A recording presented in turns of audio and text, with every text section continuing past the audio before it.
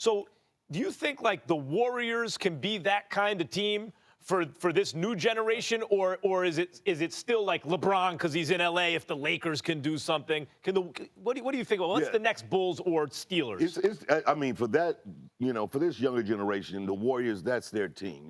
They grow up, they're gonna see these guys, and they believe in them like that. And I think they, for the amount of years that they've been, going to the championship, winning the championships, they've actually solidified that. Like now, already, like it's. My little nephews and stuff, that's their team. Steph Curry, they know all the guys. That's who they want to be. Steph especially because Steph is, the kids relate to him. He's smaller. He looks like his face looks like a. All wearing Under Armour. Like a kid. Tom Brady, really. He's their guy.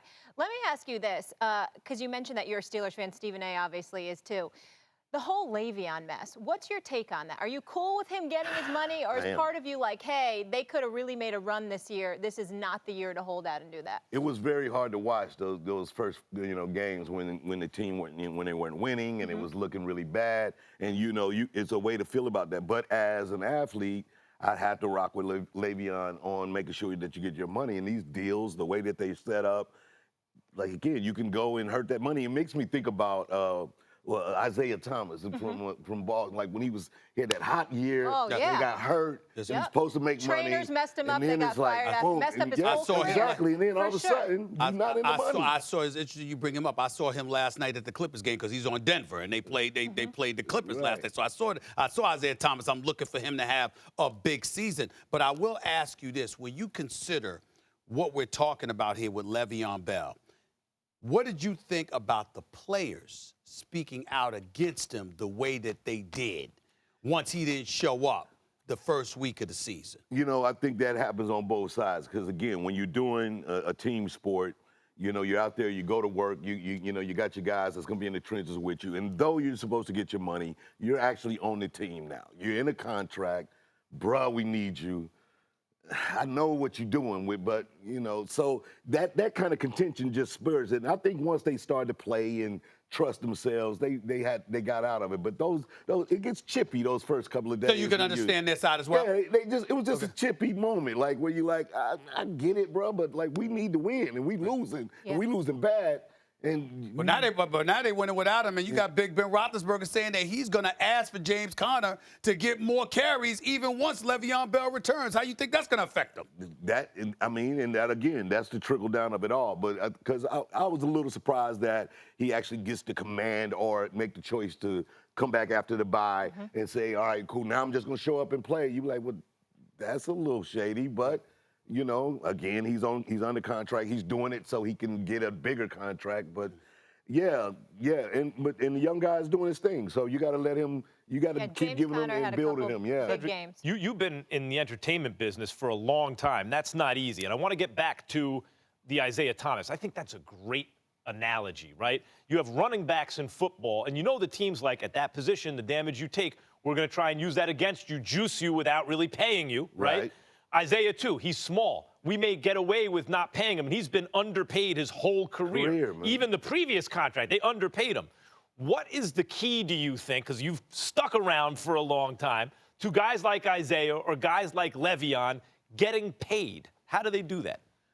I mean, you have to have, the kind of season, and you also got to have, a temperament that people want you to be a part of their team. That's actually going to hurt Le'Veon in his new contracted situation. You think that's part of your success, that people think that you're a good clubhouse guy too? You think that's important? Yeah, that's very important. That's actually how I used to get raises when I worked for State Farm. It was like I was the worst claims adjuster in the world, but everybody wanted me around. They was like, come on, let's say it. Good to work with. Good people. We want his energy around. So I kept moving up. I actually had to make a choice. I was doing comedy, and I remember they wanted me they were going to make me some kind of regional supervisor, and I was going to, at a young age, be making like 65, 70 a year, and I was doing comedy at the same time. I was like, if I take this money, I'll never do comedy. So you don't take the short money, and you're a good clubhouse guy. Exactly. That's the advice. That seems to work to Le'Veon and Isaiah. Yeah. State Farm. I could have been an awesome State Farm rep, guys. Could have been in those commercials and everything. I got to ask you this because LeBron is out here in Hollywood. Yeah. And him being in Hollywood. Listen, forget the LeBron, the basketball player. What about LeBron, the actor? Did you see Trainwreck? Did you see some of his performances? What are your thoughts about LeBron? You know what? In Trainwreck, he was actually, that was He's funny? He was good in that one. That was a nice one, you know. And then I think he's starting to get more and more comfortable. Even if you look at his barbershop show, where he's like just kind of in this natural environment, I think he's learning and recognizing that. I don't know if he should like dive into acting, you know. It's always hard to see super tall actors. It's always Hey, Cedric, do you think Cool in the Gang Summer Madness commercial he did where he played all the different characters, LeBron. Yeah, but he's what is he good. doing? Space Jam now? Is he gonna do it? Space Jam too, yeah. Yeah, that should be Do interesting. you think him coming was more about the opportunities of Hollywood or actually playing for the Lakers because it's so iconic? You know, I would say for him, it's both. I think, you know, if you're such an iconic player and you've done it, you know, in a city like Cleveland, and of course drew all the cameras to Cleveland, but now you have an opportunity to do it on the big platform. Yep. And you're LeBron James, you do that. Plus, you know, again, he's building another aspect of his business with all the entertainment stuff he's doing. And I mean, he's produced great shows. Survivor's Remorse, a great show. Yep. You know, I don't know, the game show, The Wall, it was interesting, you know, and then and now the HBO show. But so I think it's smart for him to be, you know, in this kind of area and then to play for the Lakers. Gives it that. As a fan, not as a fan that's got the kind of clout to end up courtside at the State Center. Right. I'm talking about the typical fan out there that's watching it on television.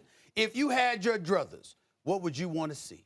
Would you want to see the Boston Celtics in the finals versus the Lakers or versus the Golden State Warriors? Boston against the Lakers, that's what I would want to see. Of course.